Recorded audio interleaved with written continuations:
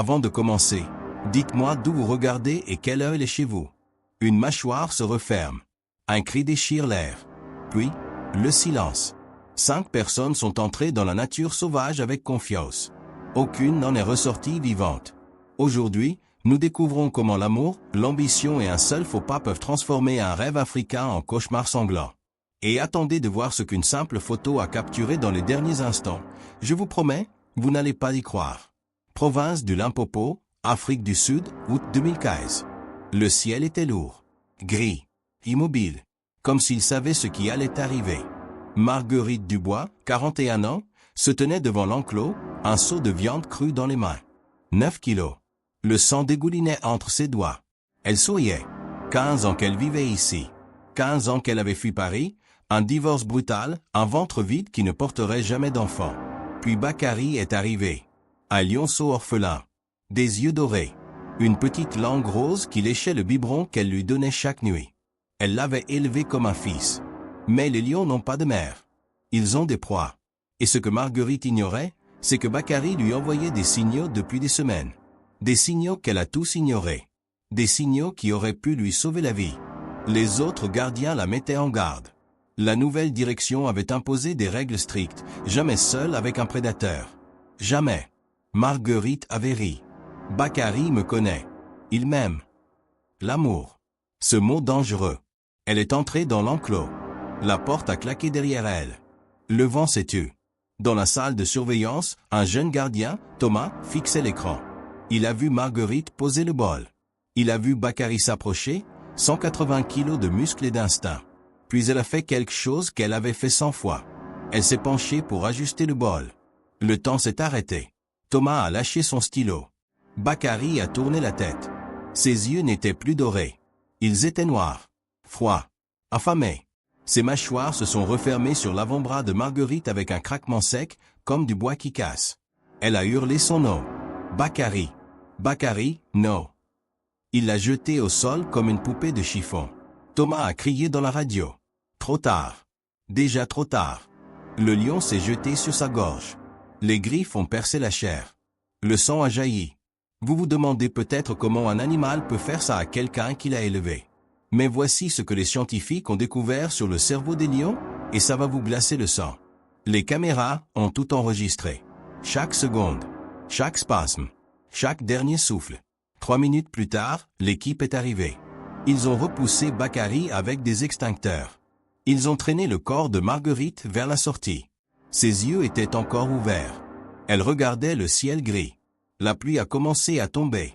Marguerite avait écrit dans son journal 2 semaines avant sa mort. Bakary est mon fils. Je lui ferai confiance de ma vie. Elle lui a fait confiance. Elle avait tort. Écoutez-moi bien. Si vous n'êtes pas encore abonné à cette chaîne, vous prenez la même décision que Marguerite. L'ignorance. Elle pensait tout savoir sur les lions. Elle avait tort. Et ça l'a tuée. Vous pensez tout savoir sur la nature? Sur les dangers qui vous entourent? Chaque semaine, je partage des histoires que personne d'autre ne raconte. Des histoires qui pourraient littéralement vous sauver la vie si vous vous retrouvez face à un animal sauvage. Mais si vous n'êtes pas abonné, vous ne les verrez jamais. Et un jour, quand vous serez face à un prédateur, vous regretterez de ne pas avoir appuyé sur ce bouton rouge. Abonnez-vous maintenant. Ou dites-moi dans les commentaires pourquoi vous refusez d'apprendre ce qui pourrait vous sauver la vie. J'attends votre excuse. Mais si vous pensez que l'histoire de Marguerite était tragique, attendez de découvrir ce qui arrive quand un photographe obtient exactement ce qu'il voulait, mais d'une manière qu'il n'aurait jamais imaginée. Delta de l'Okavango, Botswana, 3 juin 2013. L'aube était dorée. Parfaite. Laurent Mercier, 48 ans, photographe français, s'est réveillé avec ce frisson qu'il connaissait bien. Aujourd'hui serait le jour. 15 ans de carrière. Des lions, des éléphants, des rhinocéros. Mais jamais ça. Jamais une femelle léopard avec ses petits dans la tanière. L'image impossible. L'image qui vaudrait des millions. Les pisteurs locaux l'appelaient Ombre. Une femelle fantôme. Laurent l'avait suivie pendant des semaines. Chaque jour, elle disparaissait. Chaque nuit, il rêvait d'elle. Le chef rangé, Kofi, l'avait averti la veille. Ne t'approche jamais d'une mère avec ses petits. Les léopards n'avertissent pas. Ils tuent. Laurent avait souri. Je serai prudent. Mais il ne l'a pas été. Et dans exactement 47 minutes, ses propres caméras allaient capturer la dernière image de sa vie. Une image tellement troublante que même les experts de la faune sauvage ont eu du mal à la regarder. Le soleil montait. La forêt était silencieuse. Trop silencieuse. Laurent a installé sa caméra à 30 mètres de l'entrée de la grotte. Assez près pour capturer les détails. Assez loin pour rester en sécurité. Il croyait. Il a trébuché sur une racine. Le bruit a résonné comme un coup de feu. Les oiseaux se sont tus. La forêt a retenu son souffle. Puis une ombre a plongé des branches au-dessus de lui. Pas de grognement. Pas d'avertissement. Juste 60 kilos de fourrure, de griffes et de rage maternelle qui s'est abattue sur lui comme la foudre. Les mâchoires se sont refermées sur sa gorge. Ses caméras, celles qu'il venait d'installer, ont tout filmé. Le capteur de mouvement s'est déclenché. Flash. Clic, flash. Clic. Laurent a levé son bras dans un réflexe de défense. Le léopard a mordu. L'os a craqué. Puis elle est revenue à la gorge. 30 secondes. C'est tout ce qu'il a fallu. Quand l'équipe de secours a trouvé le corps, ils ont récupéré les caméras. Sur la dernière photo, on voit le léopard debout au-dessus de Laurent. Ses yeux reflètent le flash. C'était le portrait intime qu'il avait toujours voulu. Il l'a obtenu. Zambie, 7 avril 2015. Étienne Mukondi, 14 ans, s'est réveillé avec le soleil. Sa petite sœur, Chantal, 9 ans, dormait encore, la bouche ouverte, les cheveux emmêlés. Aujourd'hui, l'école était fermée. Leur mère était partie voir une tante malade. Leur père travaillait au lodge de safari. Ils étaient seuls. Chantal voulait aller à la rivière. Chercher des pierres plates pour faire des ricochets. Étienne connaissait les règles, ne jamais s'approcher de l'eau. Leur mère le répétait chaque jour. Les crocodiles du Nil. Affamés, patients, mortels. Mais Chantal suppliait. S'il te plaît, Étienne. Juste une fois. Je resterai sur la berge. Il a cédé. Les frères cèdent toujours. Le trajet a pris 25 minutes. La rivière brillait sous le soleil. Des hippopotames se prélassaient, leurs yeux au-dessus de l'eau. Paisible. Trompeur. Chantal a couru vers la berge, ses pieds nus dans la poussière rouge. Elle a trouvé des pierres. Rôdes. Lisses. Parfaites. Puis elle en a vu une autre. Juste au bord de l'eau. Brillante. Irrésistible. Elle s'est approchée. Étienne a crié. Chantal, non. Trop tard. L'eau a explosé. Une gerbe blanche. Un crocodile massif, 4 mètres de long, 600 kilos de rage préhistorique, a surgi avec une vitesse terrifiante. Ses mâchoires se sont refermées sur la jambe de Chantal avec un craquement qui a déchiré le matin. Son cri? Ce cri. Étienne a couru. Pas de pensée. Pas de peur. Juste l'amour. Il a sauté dans l'eau peu profonde. Le crocodile a lâché prise une seconde. Chantal a rampé vers la berge, laissant une traînée de sang. Puis une deuxième explosion. Un autre crocodile. Plus gros. Plus affamé. Il a saisi Étienne par le torse. Les mâchoires ont transpercé sa cage thoracique. Il a essayé de respirer. Il ne pouvait pas. Le premier crocodile est revenu vers Chantal. Elle était trop faible pour bouger. Le sang. Le choc. La peur. Ils ont disparu dans les profondeurs. Chacun dans une direction différente. 2 ouvriers du lodge ont entendu les cris. Ils sont arrivés en courant. Ils ont vu les cercles dans l'eau. Le sang. Les bulles qui remontaient. Puis plus rien. Le silence est revenu. Seulement le bruit de la rivière qui coulait. Indifférente. Les corps ont été retrouvés des heures plus tard. Sur un banc de sable. Séparés. Brisés. Leur mère est rentrée au coucher du soleil. Elle a vu les visages des villageois. Elle a su. Elle n'a pas pleuré. Pas tout de suite. Elle s'est juste agenouillée dans la poussière rouge et a fermé les yeux. Maintenant, vous pensez probablement que les crocodiles sont le pire cauchemar, non? Mais laissez-moi vous poser une question. Qu'est-ce qui est plus terrifiant qu'un prédateur qui vous tue rapidement? Un prédateur qui détruit votre visage pendant que vous êtes encore conscient. Réserve de tigres de Satpura, Inde, 22 février 2012. Sébastien Vernier, 21 ans, étudiant en zoologie, ne pouvait pas dormir. Trop d'excitation. Trop d'anticipation. 3 jours dans la réserve de Satpura. Des cerfs. Des sangliers. Même un léopard furtif. Mais pas de tigre du Bengale. Le joyau de la couronne. Le rêve. Leur guide, Rajesh, les a conduits dans les forêts de bambou. Restez ensemble. Toujours ensemble. Les ours lipus sont ici. Ils ne préviennent pas. Ils attaquent. Sébastien a hoché la tête. Mais il ne comprenait pas vraiment. On ne comprend jamais vraiment avant qu'il soit trop tard. Et dans moins de 8 minutes, Sébastien va découvrir pourquoi les ours lipus ont un taux de survie des victimes de seulement 3%. Oui, vous avez bien entendu. 3%. En marchant, Sébastien a remarqué des marques de griffes sur un arbre. Fraîches. Profondes. Exactement ce qu'il cherchait pour sa recherche. Il s'est écarté du sentier. Juste quelques mètres. Le groupe a continué sans le remarquer. Il a levé son appareil photo. Concentré. Absorbé. Il n'a pas remarqué le silence. Les oiseaux qui avaient cessé de chanter. La brise qui s'était arrêtée. À 20 mètres, une ours lipus avec ses 2 petits cherchait de la nourriture. Maintenant, laissez-moi vous expliquer pourquoi ce moment précis est le plus dangereux dans toute la nature. C'est pire qu'un lion affamé. Pire qu'un requin. Parce que cette mère ours ne va pas juste attaquer, elle va littéralement effacer son visage. Elle a senti Sébastien quand le vent a tourné. Pour elle, il était une menace. Elle a chargé. Sébastien a entendu le grondement. Profond, guttural, ancien. Il s'est retourné. L'ours était là, dressé sur ses pattes arrière.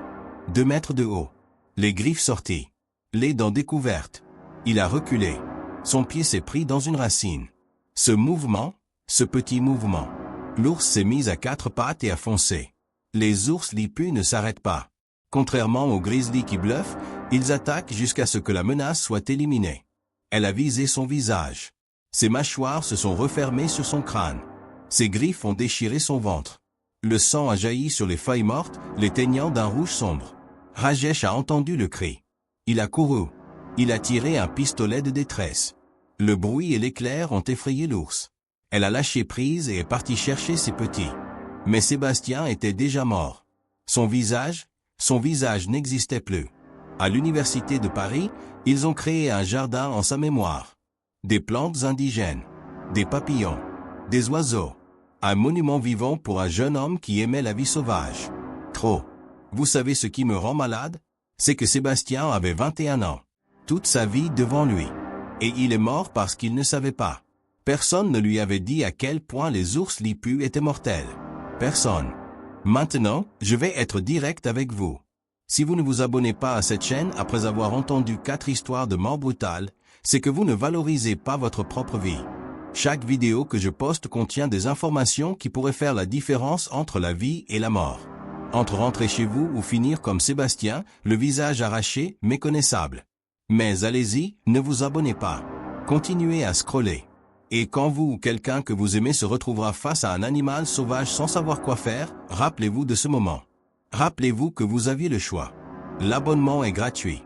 Votre ignorance pourrait vous coûter la vie. Alors dites-moi dans les commentaires, qu'est-ce qui vous empêche d'appuyer sur ce bouton? La paresse? L'arrogance?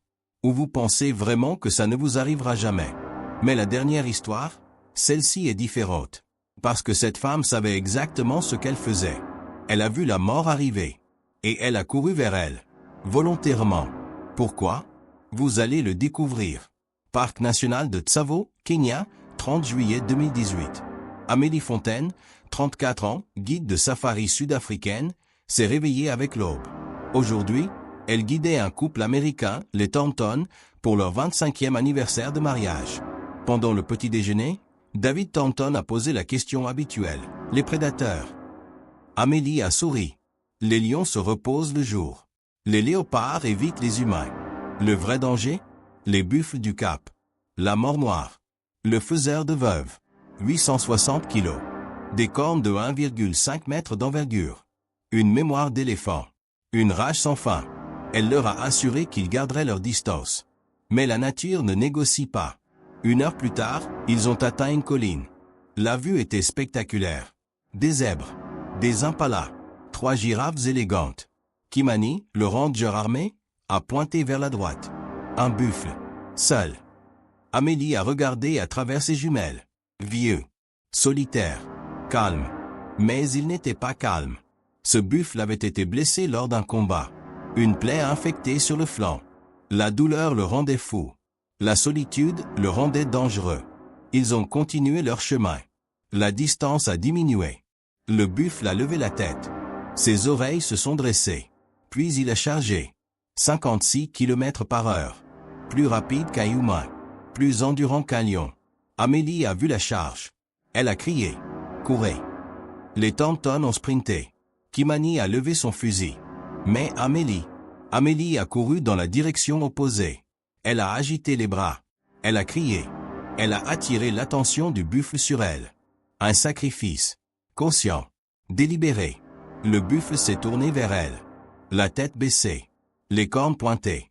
Elle a essayé de l'éviter. Trop lent. L'impact a été dévastateur. Une corne a transpercé son ventre. Le buffle a soulevé sa tête.